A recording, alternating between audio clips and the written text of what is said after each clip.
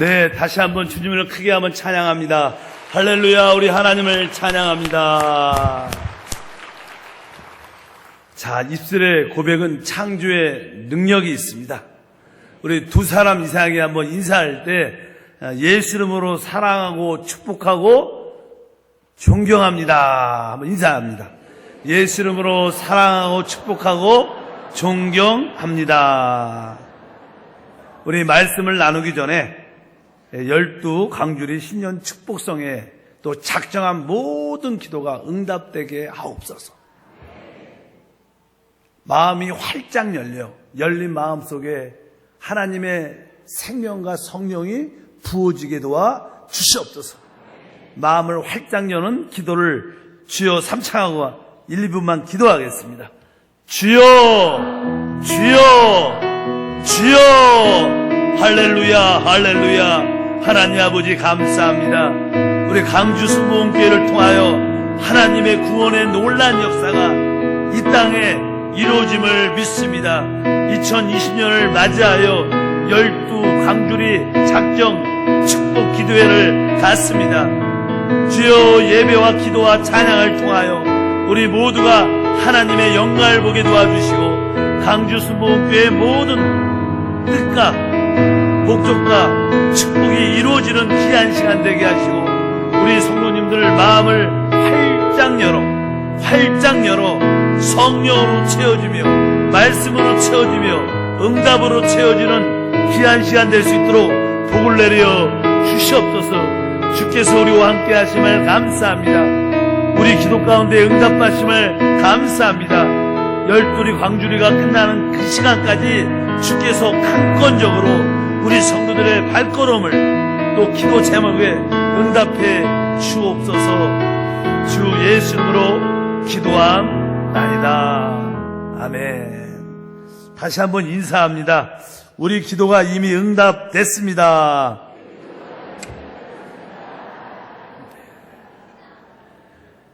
자, 저는 오늘 하나님의 임재와 영광을 체험하는 길, 이러한 제목으로 말씀을 한번 나누겠습니다.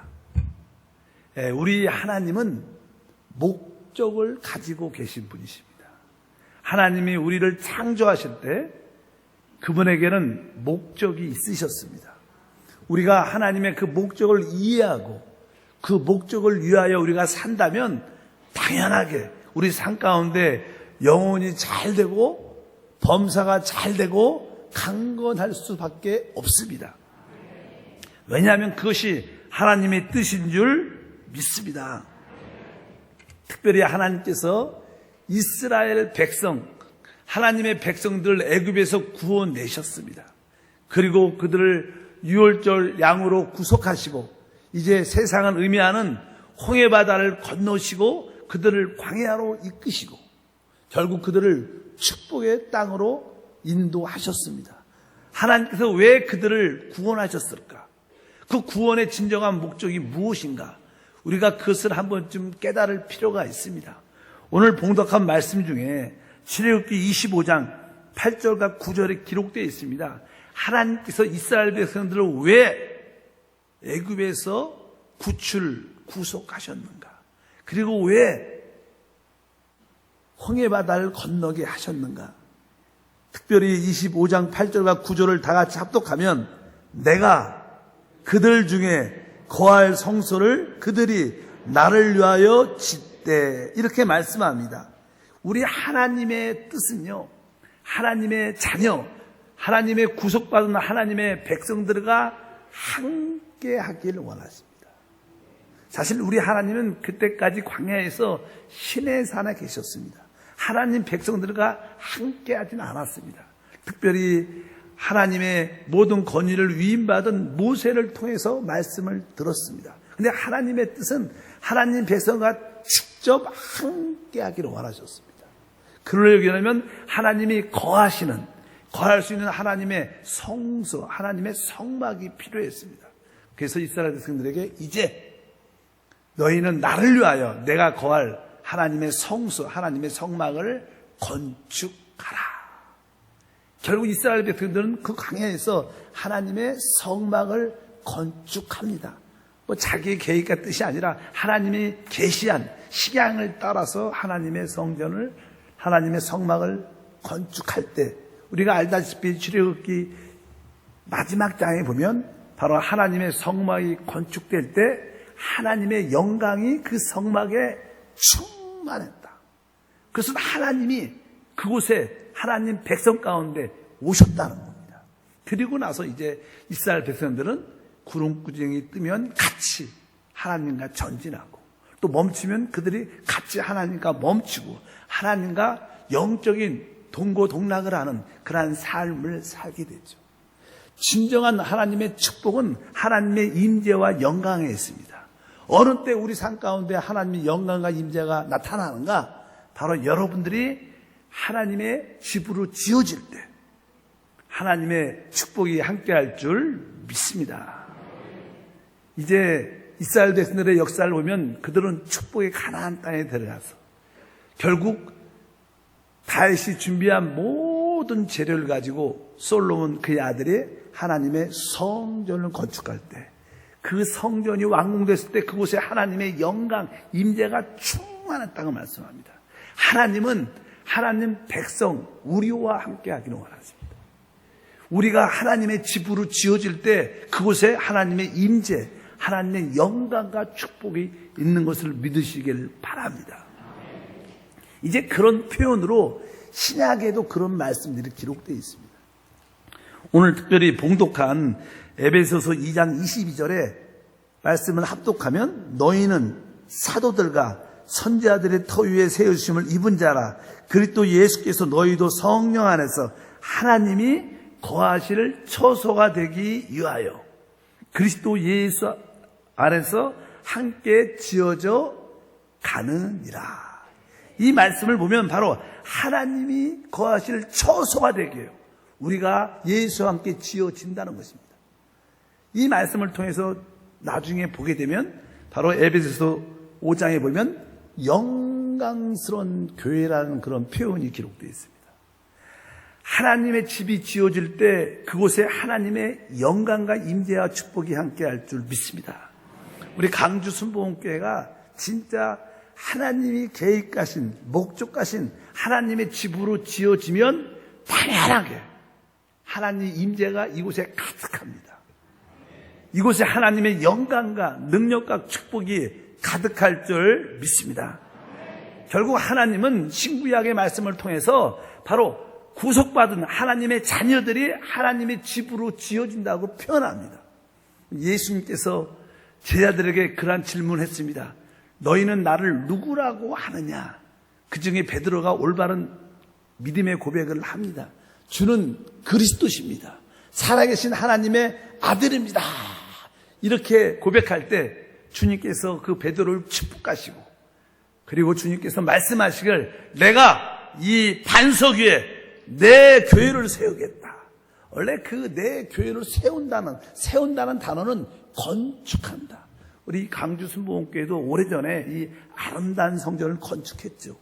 건축을 했는데 바로 우리 주님께서 내가 이 반석 위에 내 교회를 세울 것이다. 내 교회를 건축할 거라는 것입니다. 그럴 때 음부의 권사가 이기지 못할 것이다.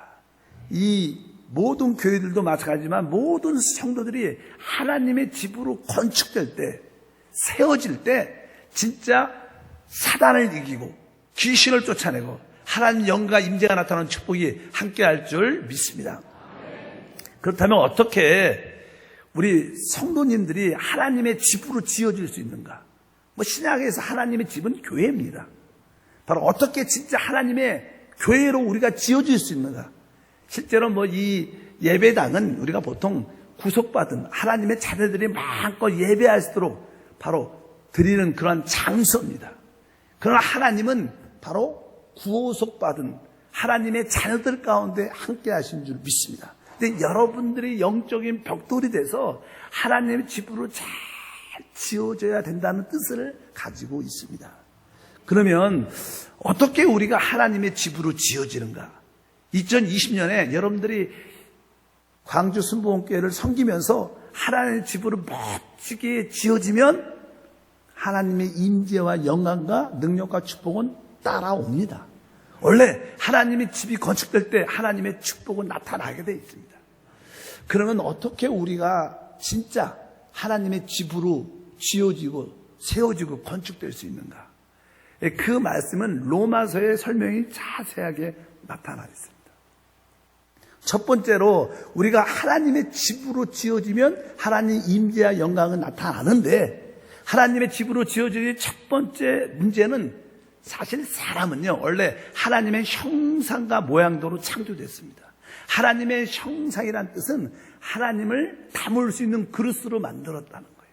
원래 사람이 창조된 목적은 다른 것이 아닙니다. 하나님을 우리 안으로 영접해서 우리 안에 하나님을 우리의 모든 것으로 삼기 위한 하나님의 뜻인 줄 믿습니다. 그래서 결국 그분은 성령 하나님으로 우리 안에 오시게 되어 있습니다. 그런데 사람은 타락을 하죠. 그래서 사람은 타락하고 하나님 말씀에 불순종하고 선악과를 먹으로 말미암아 죄라는 문제를 갖게 됩니다. 그래서 모든 사람이 죄와 허물로 다 죽어 있습니다. 이제 죽은 우리 모든 죄와 허물로 죽었던 우리가 이제 하나님의 집으로 지으려면 먼저 바로 예수 피로 우리가 구속을 받아야 될 줄 믿습니다. 그래서 하나님의 집으로 지은 첫 번째 내용의 핵심은 바로 우리가 모든 죄의 문제를 해결돼야 된다는 것입니다. 하나님은 우리 심령 안에, 우리 마음 안에 찾아오셔서 하나님의 집을 짓기 원하시는데, 우리가 많은 허물들, 죄들을 가지고 있으면 우리 양심에 꺼림과 두려움을 갖게 되고 하나님의 임재와 축복은 나타날 수 없습니다. 그래서 우리의 모든 죄와 허물들은 바로 깨끗이 씻겨져야 되는데, 그 깨끗이 씻겨지는 첫 번째 구원의 역사가 어린 양의 피인 줄 믿습니다. 그래서 우리 교회 안에는 항상 피에 대한 찬양이 많지요. 바로 주의 보혈 능력이 있도다. 우리가 그의 피를 믿습니다. 나의 죄를 씻기는 예수의 피가 없다. 피밖에 없다. 늘 교회의 찬양의 대부분이 보혈에 대한, 피에 대한 찬양입니다. 왜? 우리의 죄 문제가 먼저 해결돼야 하나님의 집의 건축이 시작되는 줄 믿습니다. 여러분 모두가 모든 죄책감, 죄의식에서 예수 피로 말미암아 깨끗이 씻겨진 줄 믿습니다. 로마서 5장 9절을 다 같이 합독하면 기록합니다. 그러면 이제 우리가 그의 피로 말미암아 의롭다 하심을 받았으니 더욱 그로 말미암아 진노하심에서 구원을 받을 것이니, 바로 우리 모두가 그분의 피로 말미암아 의롭담, 즉 제사를 받은 줄 믿습니다. 여러분들이 하나님의 집이 되어지려면, 하나님 임재와 영광이 나타나려면 여러분 마음속에 항상 나의 모든 죄가 깨끗이 씻겨졌다, 거기에 대한 자신감이 있어야 돼요. 나의 과거, 현재, 미래의 모든 죄가 이미 청산되었습니다. 그리스도의 피가 내 증거가 됩니다. 혹시 우리는 연약해서 또 죄를 질 수밖에 없는 모습을 가질지라도 이제 우리가 주 앞에 자백하고 고백하면 그분의 피가 우리를 빨갛게 해서 깨끗게 해서 바로 하나님의 집으로 지은 시작을 갖게 될 줄 믿습니다. 여러분 안에 하나님의 집이 지어지기를 축복합니다.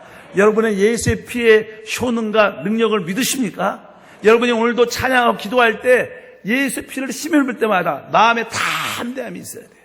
우리는 그의 피로 힘입어 성소에 들어갈 탐력을 얻은 줄 믿습니다. 혹시 오늘 이 기도회 예배 가운데 오신 분 중에서 아직 죄에 대한 느낌, 죄책감, 죄의식 때문에 마음이 불편하고 편치 않는 사람도 있습니다. 그럴지라도 이 시간에 자백하면 그의 피가 우리를 깨끗게 합니다. 거기에 대한 확신 가지셔야 됩니다. 우리의 죄에 대한 느낌보다 그의 피에 확실한 믿음을 갖기를 축복합니다. 바로 첫 번째 우리는 이 과정을 통과해야 되죠. 바로 나와 나의 죄들과 허물에 대한 모든 문제가 그분의 피로 깨끗이 씻겨졌구나. 그러한 확신이 있기를 주님으로 축복합니다. 두 번째 우리가 하나님의 집으로 지어지는 가정은요, 우리가 밖으로 많은 죄를 짓고 허물들이 있지만 어느 날은 죄도 짓지 않고 아주 깨끗하게 산 그런 느낌도 많습니다. 그래도 우리는 여전히 죄의 본성을 가지고 있어요. 사람이 타락할 때 밖으로 범죄한 내용도 있지만 우리는 사단의 생명, 죄를 받아들였기 때문에 우리 육신 안에는 죄의 생명이 아주 임박혀 있습니다. 그래서 우리는 다 죄로 짜여졌다고 성경은 말씀합니다. 그래서 우리는 자꾸만 내가 외적인 죄를 짓지 않아도 내 안에 늘 죄성이 올라오는 걸 느끼죠.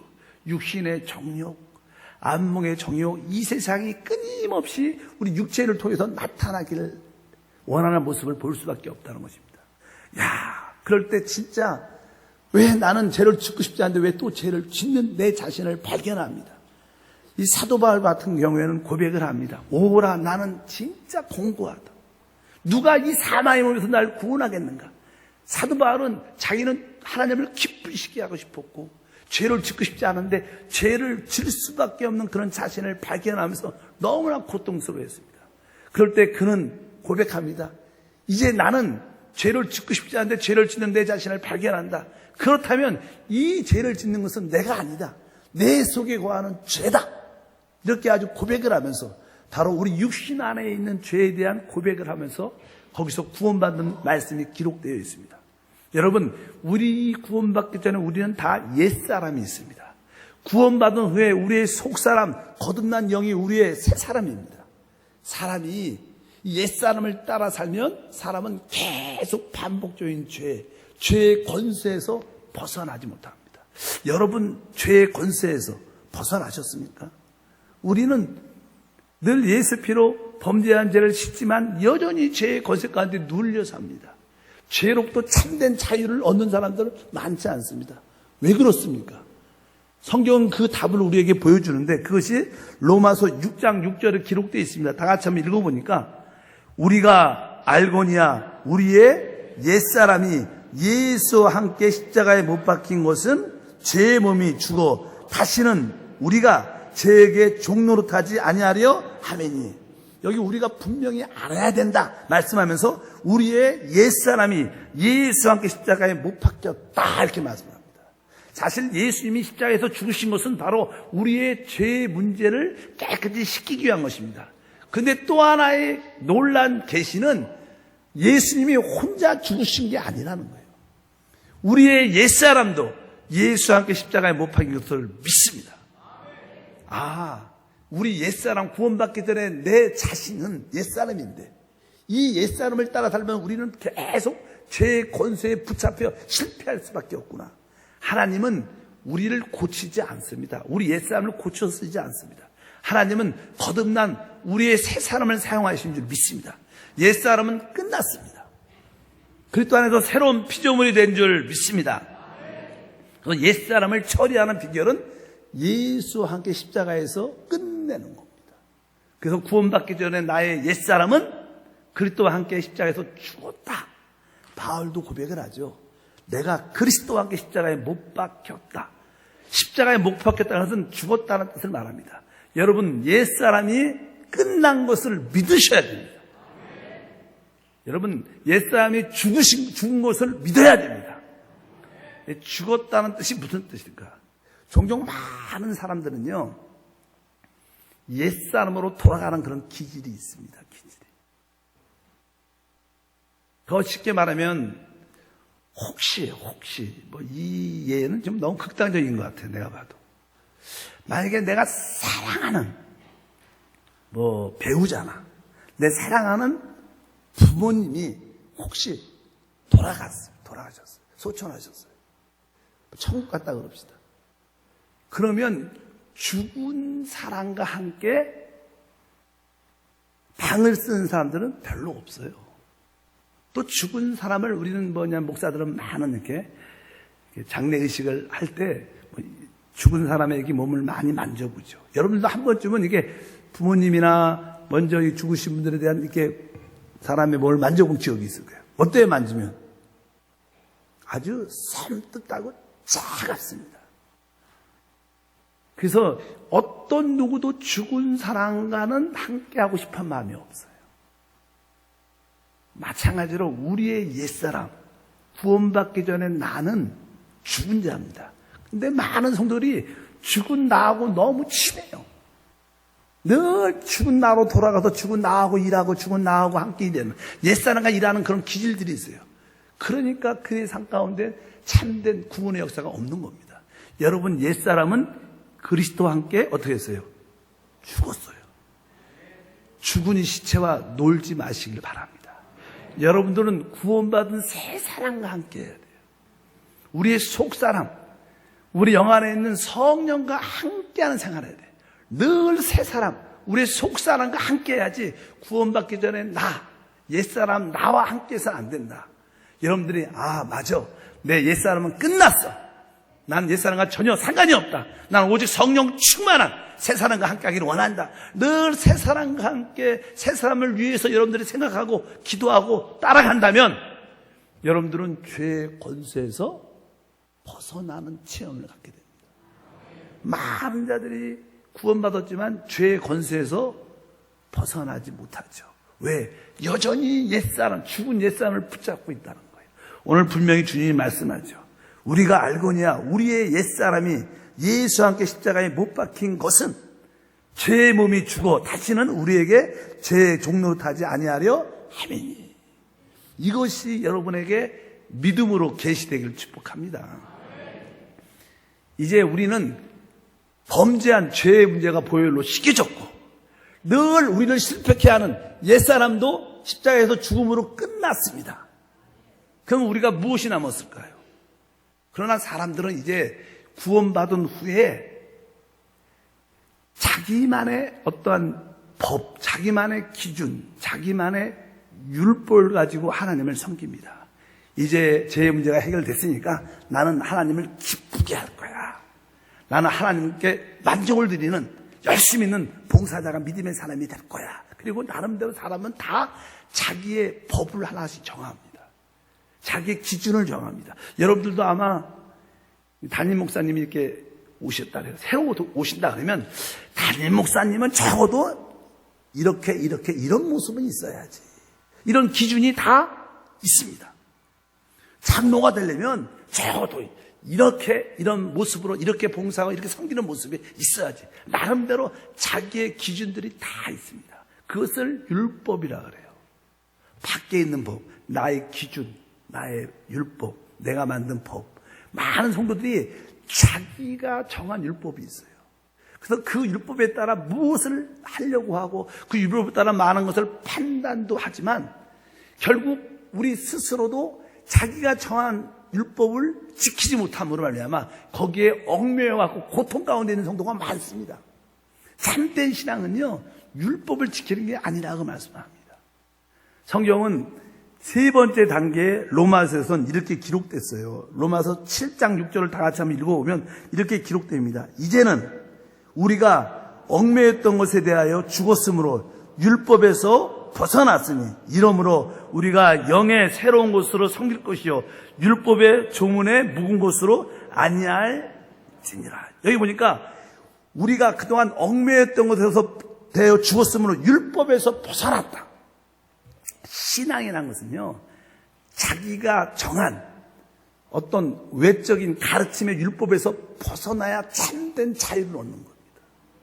많은 사람들이 예수를 믿으면서 자유함이 없습니다. 해방이 없어요. 늘 자기의 기준, 자기의 법에 따라 하물며 문자적으로 기록된 말씀을 지키려다가 되지 않으니까 거기서 오는 묶임들, 어려움들, 고통들, 실패들에 붙잡혀서 너무나 힘들어합니다.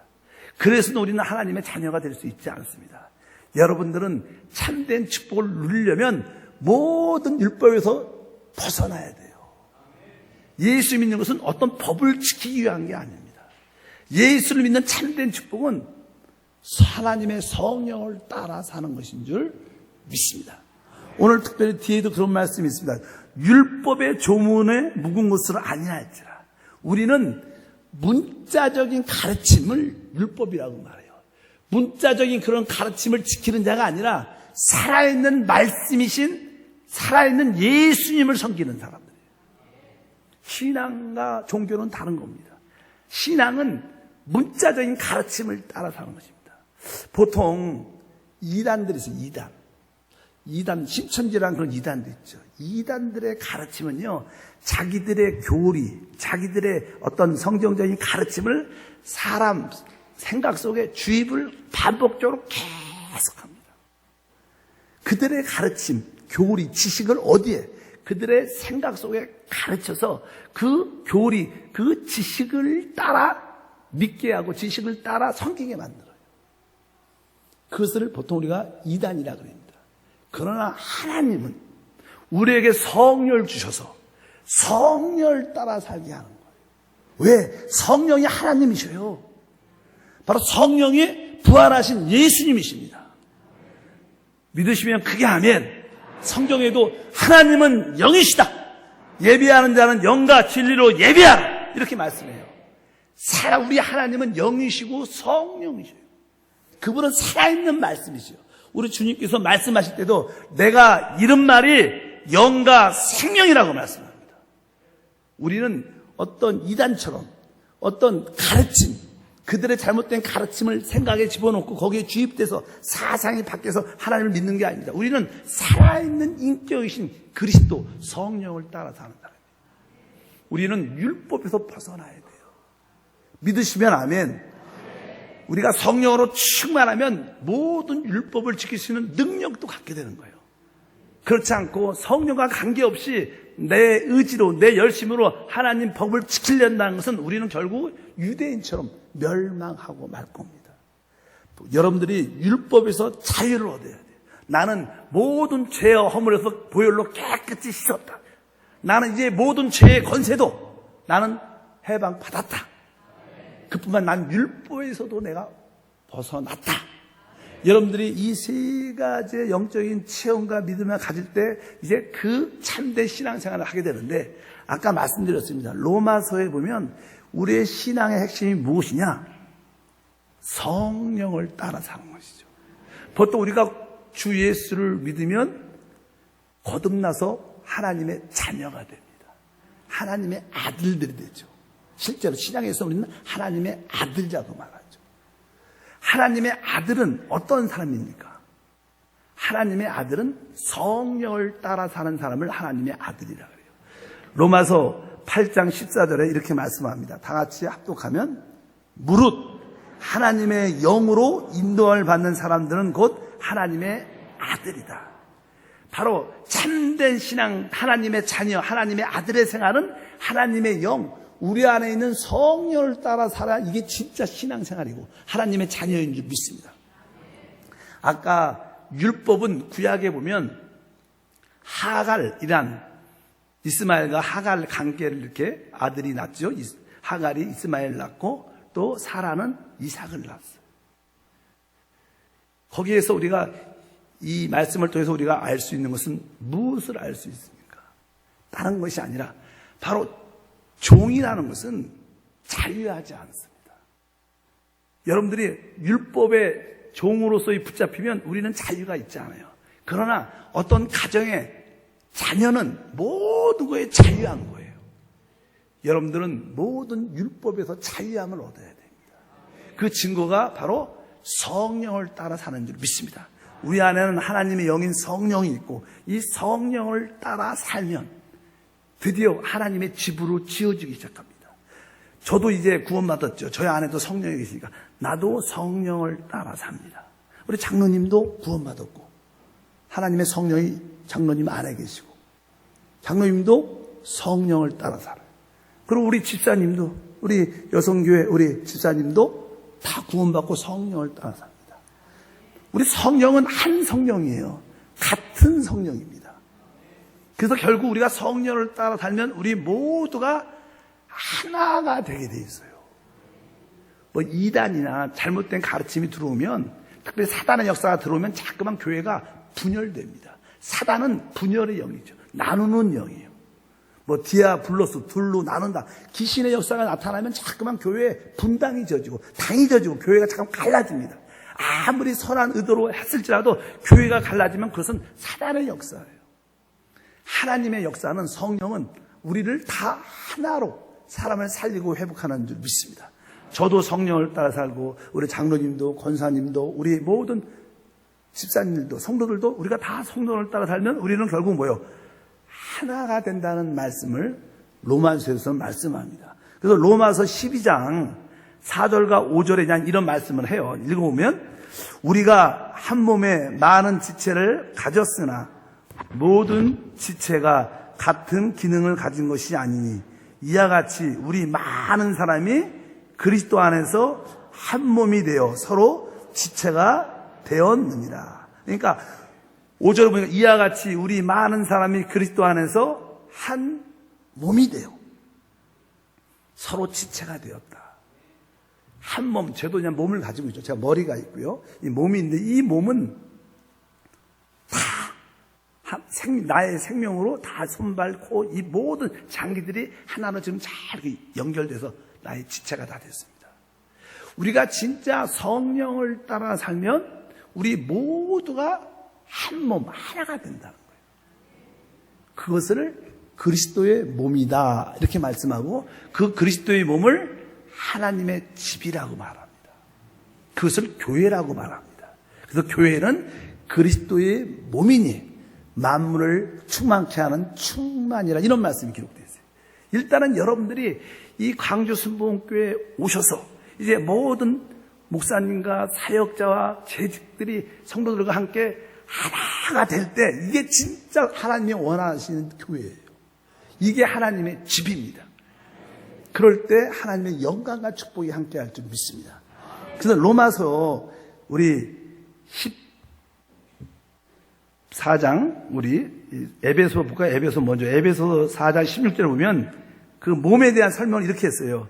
그에게서 온몸이 각 마디를 통하여 도움을 받음으로 연결되어 결합되어 각 지체의 분량대로 역사하여 그 몸을 자라게 하며 사랑 안에서 스스로 세우느니라. 여기 보니까 이 모든 지체들은 마디가 있다. 온몸이 각 마디를 통하여 도움을 받음으로 연결된다. 여기 보니까 모든 지체들은 마디가 있다는 거. 뭐 손가락도 이렇게 마디가 있지 않습니까? 그 손목하고 또 팔과 마디가 있어갖고 또 연결이 되고 또 이 팔과 이 어깨도 서로 마디가 있어서 서로 연결된다는 거예요. 이 마디들이 통해서 모든 지체를 연결해 준다는 거예요. 여기서 마디라는 것은요, 사역자를 말해요. 사역자. 교회 안에 사역자들이 있죠. 사역자들은 모든 성도를 서로 연결시켜서 한 몸을 이루어지는 거예요. 그래서 여러분들이 사역자를 통해서 모든 성도들이 하나하나로 연결될 때마다 하나님의 영광이 함께할 걸 믿습니다. 특별히 우리 로마서의 한 절 더 보면 진짜 교회의 모습이 무엇인가 15장 6절에 이런 표현이 있어요. 진짜 교회의 실제적인 모습. 15장 6절을 다 같이 한번 읽어보면 한 마음과 한 입으로 하나님 곧 우리 주 예수 그리스도의 아버지께 영광을 돌리게 하려 하노라. 우리 보통 성도들이 나는요 하나님의 영광을 돌리기 위해서 주님을 섬깁니다. 나는 하나님께 영광 돌리기 위해서 봉사하고 주께 모든 예배에 참여합니다. 하나님께 영광을 돌리시는 길이 있어요. 무조건 일을 잘해갖고 영광 돌리는 게 아닙니다. 오늘 말씀을 자세히 읽어보면 어느 때 아버지께 영광을 돌리냐고 묻냐면 한 마음과 한 입으로. 여러분들이 모든 성도들이 재직들이 사역자들과 함께 한 마음과 또 한 입을 가질 때 이것이 하나님께 영광이 된다는 거예요. 여러분들이 2020년은 진짜 하나님의 축복, 하나님 임재의 영광을 체험하려면 우리 모든 성도들이 담임 목사 중심과 사역자 중심으로 모든 재직이 중심이 성도가 하나가 돼서 한 마음을 가져요. 한 입이란 건 뭐예요? 같은 말을 한다는 거예요. 목사님이 이렇게 외치면 우리도 그 방향으로 모두가 한 마음이 돼서 같이 외치고 같이 달려가는 거예요. 믿으시면 크게 아멘 하겠습니다. 그럴 때 하나님이 예비하신 놀라운 축복과 은혜가 함께할 줄 믿습니다. 2020년 우리 강주 순복음교회 표어도 있어요. 구호 제창 보니까 하나님의 영적, 정신적, 물질적 은혜로 충만하자. 이렇게 리더가 외치면 모든 자들이 한 마음과 한 입으로 같이 목표를 가지고 같이 달려가는 거예요. 그럴 때 그곳이 하나님의 집이 돼서 그곳에 하나님의 임재, 하나님의 영광, 하나님의 축복과 능력이 나타날 줄 믿습니다. 하나님의 집이 지어진다는 뜻은 다른 뜻이 아닙니다. 바로 이 모든 성도들이 먼저 어떻게 해요? 하나가 되는 거예요. 이것이 하나님의 집이 지어진다는 그런 뜻을 가지고 있어요. 그래서 여러분들이 그동안 교회 생활도 잘 하셨지만 이제 2020년은 진짜 내가 담임 목사님 중심으로, 사역자 중심으로, 장로님 중심으로 모두가 내가 진짜 한 마음과 한 입으로 한번 주님을 섬겨보자. 이런 뜨거움을 안고 달려 한번 가보시라는 거예요. 그러면 나도 모르는 사이에 하나님의 임재와 영광을 체험하는 진짜 간증이 있습니다. 아까 이스라엘 백성들이 성막에서, 광야에서 성막을 완공했을 때 뭐가 나타났어요? 하나님의 임재와 영광이 충만했어요. 하나님이 집이 지어졌을 때, 하나님의 성막이 졌을 때 당연하게 거기에 하나님의 임재와 영광이 나타났어요. 또 가나안 땅에서도 마찬가지죠. 솔로몬이 하나님의 성전을 완공했을 때 그곳에 하나님의 임재와 영광이 충만했다, 이렇게 말씀해요. 여러분들도 분명히 그것을 기억하셔야 돼요. 진짜 2020년은 진짜 하나님의 집으로 지어지는 그런 멋진 교회, 외형적인 우리 예배당도 진짜 멋있게 지어진 것처럼 영적으로도 여러분들이 모두가 하나가 딱 돼요. 믿으시면 아멘. 여러분들이 서로 이렇게 연결돼 갖고 하나로 지어진다는 그런 뜻을 말씀합니다. 하나님의 집은요, 재료만 있어도 안 되는 거예요. 원래 아까 내가 이 반석 위에 내 교회를 세운다, 이런 표현이 있습니다. 내 교회를 세운다, 내 교회를 건축한다. 아까 보니까 어떤 장로님이 이 건축하는 일을 많이 하신다고 그런 이야기도 들었었는데, 여러분, 건축이라는 것은요, 건축하기 전에 많은 재료들을 쌓아놓죠. 많은 재료. 그렇다고 재료만 쌓아놓는다고 해서 그게 집이 지어지는 게 아니에요. 그 재료를 서로 연결시켜야지 집이 지어지는 거예요. 우리에게는 구원받은 성도들도 많이 필요하지만 서로 하나로 연결된 성도가 될 때 교회가 되고 하나님의 집이 되는 겁니다. 여러분 모두가 서로 영적으로 연결되길 축복합니다. 그래서 마음속 깊은 곳에 나는 우리 목사님과 하나야. 나 우리 모든 사역자 교구장님과 하나야. 나는 우리 장로님과 하나야. 우리 모든 나는 조장과 지역장과 하나야. 나는 우리 모든 성도가 하나야. 이런 마음의 고백이 감동으로 마음속에 뜨겁게 올라올 때 여러분 삶에는 이미 하나님의 임재와 영광이 함께하고 있는 거예요. 그래서 참된 교회의 모습은 바로 구원받은 모든 성도들이 서로 연결돼서 하나 될 때 하나님의 축복은 자연스럽게 우리 가운데 부어지게 되는 줄 믿습니다. 성경을 보게 되면요, 이 그리스도는 교회의 머리다 그럽니다. 알다시피 주님은 우리의 머리가 되시고 그 주님은 하나님이시고 모든 것입니다. 우리 교회, 우리 여의도 순복음교회는 오죽 복음이 있어요. 그러나 이 오죽 복음 옆에 오죽 능력이 있어요. 우리 그리스도 안에는요, 창조라는 능력이 있습니다. 없는 것을 있는 것처럼 말씀하는 그런 능력이 계세요. 그분은 부활이라는 능력도 계세요. 그분은 사단을 이기는 초월의 능력도 갖고 계시고, 그분은 모든 환경을 정복하는 능력도 있고, 모든 사람보다, 특별히 믿지 않는 사람보다 머리가 되는 그런 능력이 함께할 줄 믿습니다. 한번 따라갈까요? 창조의 능력, 부활의 능력, 초월의 능력, 정복의 능력, 머리가 되는 능력. 이 능력이 이 머리이신 주님한테 예수님께 있다는 거예요. 근데 이 머리에 있는 모든 축복은 이 몸으로 어떻게 흘러내려오죠. 흘러내려오지 않습니까? 그러니까 여러분들이 진짜 그리스도의 몸, 하나님의 집으로 주님과 연결되어 있으면 그 축복은 자연스럽게 흘러나오는 거예요. 하나님의 축복은 우리가 열심히 해서 억지로 뺏어놓은 게 아닙니다. 여러분들이 자연스럽게 주님 안에 붙어 있으면 열매를 맺게 되고 누림을 갖게 될 줄 믿습니다. 하나님의 임재와 영광은 우리가 하나님의 집으로 지어질 때 그 실체는 다른 것이 아니라 바로 우리 모두가 영적으로 진짜 하나가 될 때, 한 마음과 한 입을 가질 때 하나님께 영광이고 우리에겐 축복의 누림이 될 줄 믿습니다. 그렇다면 여러분들이 하나가 되려면요, 개인주의 생각이 없어야 돼요. 개인주의. 내가 개인적인 입장에서 교회를 섬기고 나만 잘 되고 이런 개인주의를 갖고 있다면 여러분들은 그 하나됨 안에 오지 못하죠. 만약에 여러분들이 주일만 예배만 쫙 드리고 집에 간다, 그것은 사실 개인주의 신앙이죠. 그런 분들한테는 어떻게 보면 하나님의 그 임재와 영광의 누림이 많지 않아요. 뭐 구원은 받았죠. 풍성한 축복을 누릴 수 없어요. 여러분들 교회 안에 들어와야 돼요. 교구 안에 들어와야 돼요. 여러분 기관과 부서 안에 봉사 안에 들어와야 돼요. 그래야지 하나 될 사람이 있어야 될 거 아니에요. 같이 연결될 사람이 있어야 돼요. 혼자 개인적으로 교회만 달랑달랑 은혜 받고 이것은 참된 신앙이 아닙니다. 그것은 사단에게 어떻게 보면 속고 있는 거예요. 그렇게 오랫동안 혹시 다녔던 분이 있다면 그래서 하나님을 많이 누렸습니까? 그렇지 않죠. 솔직히 한다면. 여러분들 교회, 강주순복음교회 안에 깊이 들어오셔야 돼요. 교구 안에 들어오셔야 됩니다. 여러분 기관과 부서 안에 들어오셔야 돼요. 여러분 개인주의에서 벗어나는 그러한 은혜와 축복이 함께하기를 바랍니다.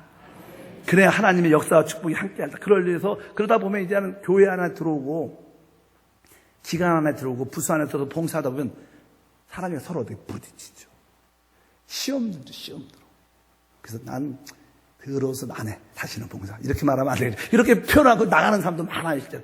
아유 꼬아서 못하겠어. 이런 사람도 실제로 많아요. 그래서 떠나는 사람도 많죠. 봉사 안 하는 사람도 많아요. 그럴 때마다 여러분들은 주님께서 뭐라 그래요? 자기를 부인하고 자기 십자가를 져라. 그리고 나를 떠나라. 그렇게 의견이 안 맞고 생각이 안 맞고 그런 모습을 볼지라도 여러분들이 기쁨으로 십자가를 받아들여서 그분을 품을 수 있어요.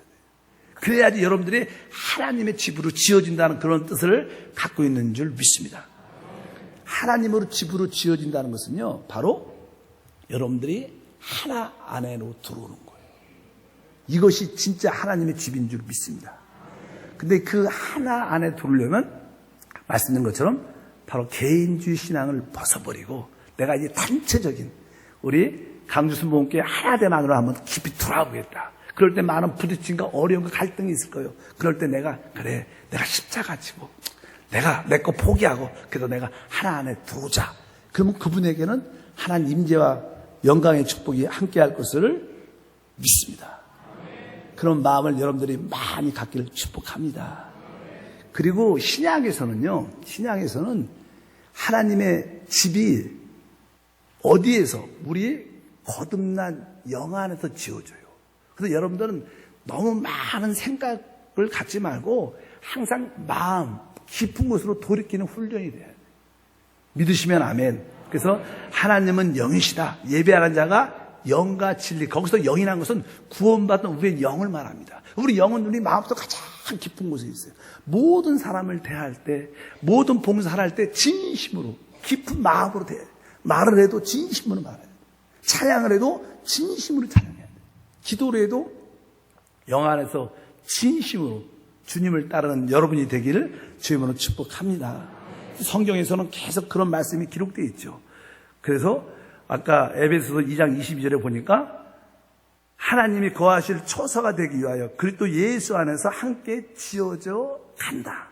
바로 여러분의 구원받은 영 안에서 하나님의 집이 지어지는 역사가 함께할 줄 믿습니다. 그래서 성경은 계속 뭘 말하냐면 영의 생각을 하라. 생각을 영에 두면 생명과 평강을 누린다. 계속 거듭난 영을 따라 살으라는 그런 말씀이 기록되어 있습니다. 속사람을 강권하기 위해서 영을 따라 사는 성령으로 충만한 성도가 되길 주님으로 축복합니다. 그럴 때 우리는 그 하나됨 안에 들어올 수 있다. 이런 표현을 기록하고 있습니다. 마지막으로 우리가 하나 되려면요. 우리가 주 예수를 믿었을 때 우리는 하나님의 영원한 생명을 우리는 얻게 됩니다. 그래서 아들을 가진 자는 생명이 있다고 말씀합니다. 여러분 안에는 하나님의 영생이라는 축복이 우리 안에 들어있어요. 근데 항상 우리 안에 영생은 하나님의 생명으로서 우리에게 어떤 생명의 어떤 느낌을 주는 거예요. 로마서 8장 6절에 이런 말씀이 기록되어 있습니다. 육신의 생각은 사망이지만 영의 생각은 생명과 뭐라 그래요? 평안이다. 그러니까 여기 여러분들이 생명과 평안이라는 이런 단어들은요, 편안이라는 것은 내적인 느낌이에요. 내적인 내가 편하다. 이것이 바로 성령 충만하고 하나님을 따라 사는 거예요. 보통 사람들이 하나님을 믿는다, 하나님을 따라 산다, 이런 말씀에 오해가 많습니다. 여러분, 예수님을 따라 산다. 어떻게 예수님을 따라 살 수 있을까요? 말씀을 따라 살면 된다. 그렇게 우리가 쉽게 표현하죠. 근데 예수님은 바로 우리 안에 성령으로 오신 분입니다. 근데 성령님의 실제는 생명이라는 거예요. 그래서 우리가 로마서 8장 2절에 생명의 성령의 법이 이런 말씀이에요. 생명의 성령의 법. 이 말은 성령 안에 뭐가 들어있다는 거예요? 생명이 있다는 거예요. 그러니까 생명과 성령은 같은 거예요. 예수님도 그러죠. 내가 곧 길이다, 진리다. 뭐라 그래요? 생명이라고 말씀해요. 우리 안에 영접한 그 생명이 사실은 하나님이셔요. 그 생명이 사실은 예수님이셔요. 그 생명이 사실은 성령님이셔요. 그러니까 여러분, 이 생명이 우리 안에 계셔서 우리를 이끌어 가셔요. 근데 그분은 우리에게 어떠한 내적인 느낌을 조금씩 주십니다. 그 여러분들이 평안한 느낌이 있어요. 평안한. 영의 생각은 생명과 평안. 그래서 우리가 기도를 열심히 하고, 목사님, 기도 응답 받아서 어떻게 알 수 있을까? 그러면 우리가 옛날에 이런 많이 했어요. 그냥 기도 많이 하시다가, 어느 때는 그 문제 때문에 염려와 걱정과 두려움이 많다가, 어느 순간에 기도를 많이 하면 마음이 편안해져요. 그때 그게 응답받은 거예요. 이렇게 우리가 종종 그렇게 말을 많이 했어요. 여러분도 실제로 그런 영적인 체험이 많죠. 어떤 문제에서 두려움이 많아요. 응답이 안 된 것 같아요. 걱정이 많아. 근데 계속 와서 20년 축복 기도에 와서 계속 기도하면 어느 순간에 그 두려움, 문제에 대한 걱정이 쫙 사라지고 마음이 편안해져. 그건 뭐예요? 하나님 날 응답해 주셨나 보다. 그러니까 우리 안에 이 평안이라는 느낌은 되게 좋은 느낌이에요. 그건 뭐예요? 하나님의 생명의 느낌, 예수의 느낌인 줄 믿습니다. 그래서 여러분들이 이 생명과 평강의 느낌을 살아야 된다는 거예요. 여러분들이 진짜 하나님의 집에서 살려면 이 생명과 평안의 느낌을 느껴야 돼요. 아주 적극적인 느낌이죠. 여러분들이 그래서 예를 들어서 이런 표현들, 여러분들이 내적으로 만족하다. 이 느낌은 바로 성령이 주시는 느낌이에요. 만족이다. 또 어떤 분은 그래서 자유함이 있어요. 여러분들이 오늘도 올 때 피곤하지만 이따 기도를 탁하게 할 때 기도가 끝나면 어떻게 해요? 아주 자유와 해방이 있어요. 마음이 편해. 자유하다는 표현. 그리고 강하다는 느낌이죠. 강하다. 그래, 한번 해보지 뭐. 내 예수 안에서 할 수 있어. 이런 담대함, 강한 느낌을 가져요. 그러다 보니까 어떻게 해요? 새로움을 느껴요. 오늘도 찬양할 때 찬양이 새롭게 느껴요. 똑같은 찬양이 오늘은 더 그 찬양이 은혜가 있네. 그럴 때 뭐예요? 여러분들이 하나님의 생명을 느끼는 거예요. 성령과 함께 하는 거예요. 그리고 나서 마음에 안식이라는 느낌, 안식. 그리고 아까 말한 것처럼 평안해. 마음이 다툼이 없고 조화가 있어. 평안해. 이런 느낌들은 다 여러분들이 모든 봉사와 섬김을 할 때 이런 느낌을 따라 살아야 돼요. 이런 느낌을 늘 붙잡아야 돼요. 그럴 때 여러분들은 하나님과 하나 되는, 또 우리 모든 사역자와 성도들과 하나 되는 그런 축복을 누리게 될 줄 믿습니다. 별간의 말 얘기 많이 해서 헷갈리겠지만 한번 따라할까요? 만족. 이런 내적인 느낌을 느껴봤어요. 한번 만족. 그 다음에요, 자유. 그 다음에 강함. 새로워져. 그 다음에 안식. 그 다음에 평안한 느낌. 이런 느낌은 성령이 우리를 이끌어주는 거예요. 우리를 하나 안으로, 하나님의 축복 안으로, 하나님의 영광을 이끄는 하나님의 역사인 줄 믿습니다. 근데 여러분들이 반대로 그냥 안에서 공허해. 만족이 아니라 텅 빈 느낌이고, 내가 왜 살지? 재미도 없어. 그냥 주님이나 빨리 오셨으면 좋겠어. 그냥 삶의 의미가 마음이 텅 빈 것처럼 공허한 느낌. 그 다음에 무엇인가 이렇게 눌려 있어요. 기도할래도 찬양할래도 무엇인가 눌려서 자유함이 없어. 재미도 없고 꼭 눌려 있더라고. 묶여 있어요. 이런 느낌들을 많이 가져봤을 거예요. 그리고 약함을 느껴. 목사님이 또 교장님들이 뭐 좀 하십시오. 장로님 뭐 하십시오. 그러니까 나 못해요. 하고 싶지 않고요. 나 안 할래. 이게 약함을 느껴. 할 수 없다는 느낌 나죠.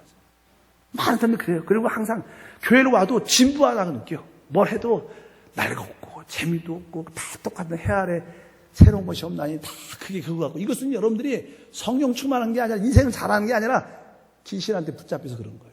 그런 느낌이 속으시면 안 돼요. 그리고 나서 마음이 불안한 거야. 안식이 없어. 초조하고. 그 다음에 두려워. 이런 느낌들은 잘못됐다는 거예요. 이런 느낌이 있을 때마다 빨리 떨쳐버려야 돼요. 이런 느낌이 올 때마다 하나님이 나하고 기도하나 보다. 내가 예배 드려야 되겠다. 내 말씀으로 충만하겠다. 그리고 뜨겁게 기도해서 다시 아까 말씀드린 것처럼 그런 느낌일 때마다 하나님이 또 잘못된 위치에 있으니까 돌이켜라. 주님께 돌이키라는 그런 신호인 줄 믿습니다. 그래서 하나님 여러분들이 기도를 뜨겁게 말씀으로 충만해서 여러분들이 항상 만족감, 자유와 해방감, 강함과 새로움과 안식감, 평안한 느낌을 늘 유지할 때 우리는 모든 사람과 다 하나가 될 수 있고요. 우리는 모든 일에 대해서 하나가 될 수 있고 여러분들은 주님과 하나, 성도들과 하나 될 수 있어요. 그럴 때 여러분들이 진짜 하나님의 집으로 지어지는 거예요. 우리가 하나 돼서 하나님으로 집으로 이렇게 지어지면요, 그곳에 하나님의 영광과 축복은 항상 있어요. 그분은 준비되신 분입니다. 우리가 준비되면 그분은 항상 역사하셔요. 믿으시면 크게 아멘. 그래서 2020년은 하나님의 그 임재와 영광을 체험하는 길이 내가 진짜 하나님의 집으로 한번 지어져 보다. 내가 목사님과 사역자와 우리 모든 재직과 성도들과 진짜 하나 된 한 해 한번 돌아보자. 그런 마음으로 한번 2020년을 달려가면 또 여러분 마음속에 나는 진짜 우리 교회와 하나야, 우리 목사님과 하나야, 이런 마음이 딱 들면 그 사람에게는 하나님의 영광과 임재와 축복과 능력을 다 보게 될 뿐만 아니라 누리게 될 줄 믿습니다. 여러분에게 그러한 축복이 함께하기를 축복합니다. 하나님 아버지 진심으로 감사합니다. 진심으로 감사합니다. 2020년은 우리 광주 순복음교회 모든 성도들이 하나로 하나님의 집으로 지어지게 하옵소서. 우리가 하나님의 집으로 지어질 때 하나님의 임재, 영광, 축복, 능력은 당연하게 부어집니다. 우리 모든 성도들이 이러한 축복을 누릴 수 있도록 축복해 주시옵소서.